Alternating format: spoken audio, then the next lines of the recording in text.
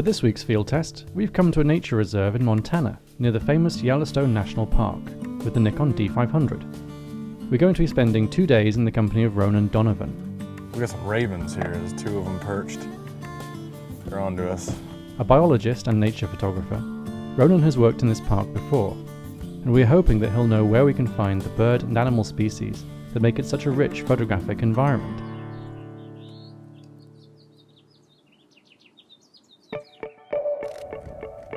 My name is Ronan Donovan, and I'm a visual storyteller that works for National Geographic magazine. There's a real marriage between photography and science for me. The idea of storytelling and conservation, the 2 things are really important in the work that I do. I did 2 summers around the state of Montana, conducting surveys for basically everything that you don't hunt. So amphibians, reptiles, small mammals, bats, birds. I started out as a wildlife biologist. I did field biology for about 10 years.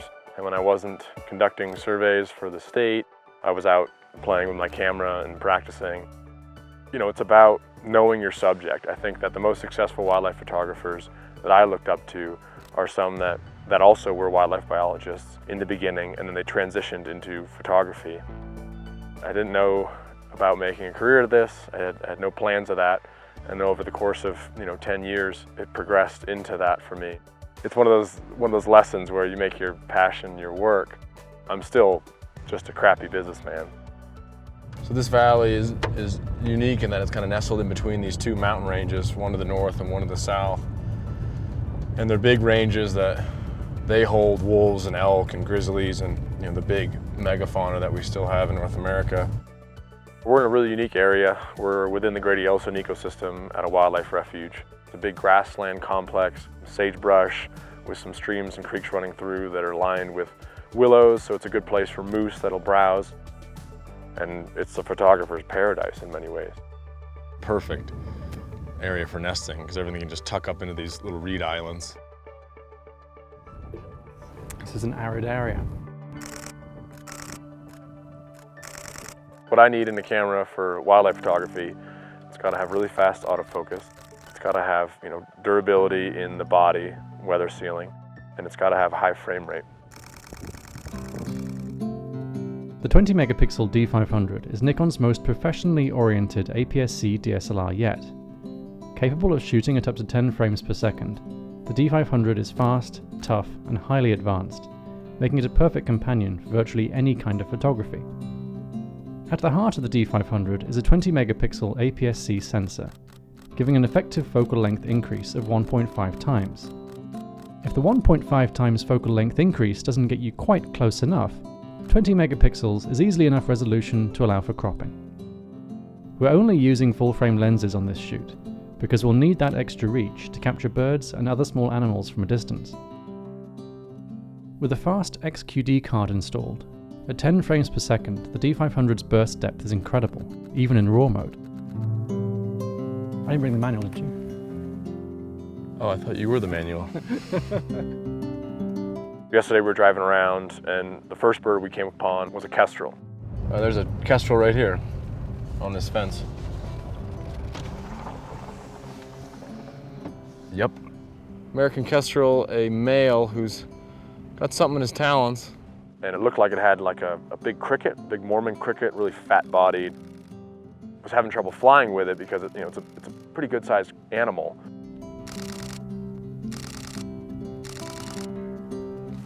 It's a challenging bird to photograph. They're our smallest falcon that we have in North America, and incredibly agile, quick-moving in the air.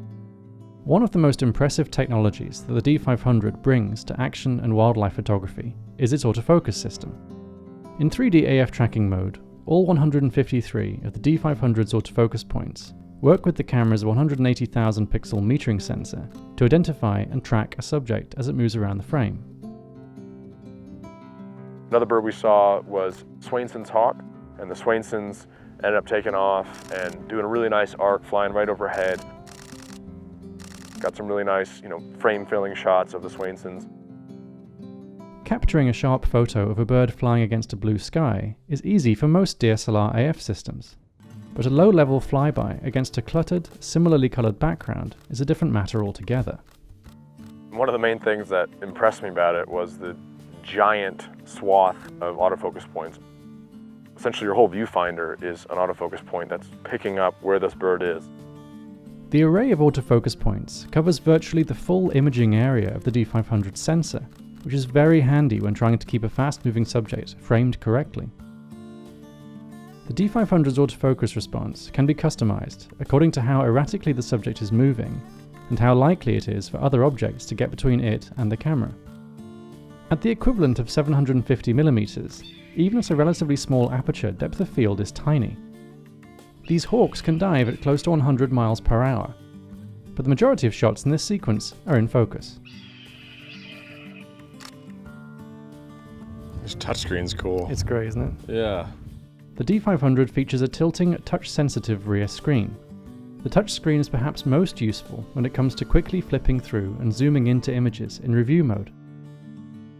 I think the biggest issue is that I need an ND filter, and the only one we have is on your camera right now, filming me. But anyway, let's see what we have. Want it? Sorry? Want it? Do you mind? Do you not need it? I mean, for the shot, you can do it. The D500 offers a solid video feature set, including 1080 60p movie recording and 4K.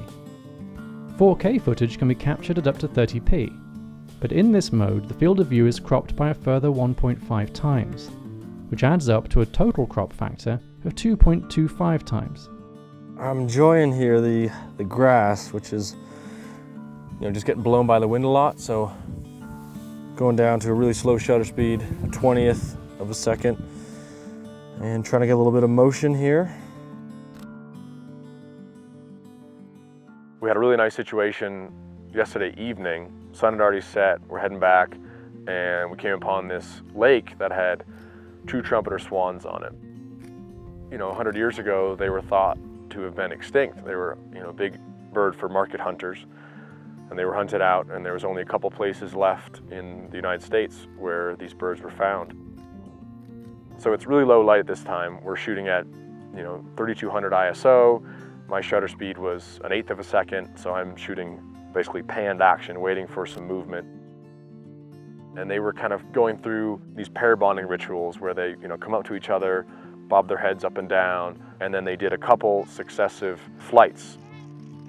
While Ronan focused on capturing movement with his panning shots, I wanted to see how the D500 performed when trying to track the trumpeter swan's landing. Even at an incredible ISO 258,000, a lot of detail and colour can be drawn out of the raw files. On our way back to camp, Ronan got this quick grab shot of a short-eared owl using just the lights of our truck. We're camped next to this picturesque lake. It's full of waterfowl. And so we get up an hour before sunrise, walk down along the lake, and just had this pretty idyllic scene where sun rising to the east, there's a long stream cloud that's getting lit up, started out, kind of this salmon pink color and then orange. And all the while there's ducks and geese flying back and forth, a pair of swans flew by, northern harrier flew over. Really just one of those spectacular moments where you, as a photographer, just as a human, you just get really excited and energized by seeing those things. Starting off your day in that way is one of the things I really like about this job.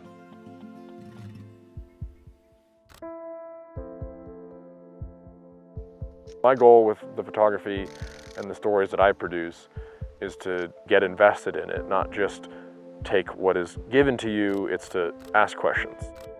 Inherently, people are losing touch with the environment and losing touch with the idea of conservation.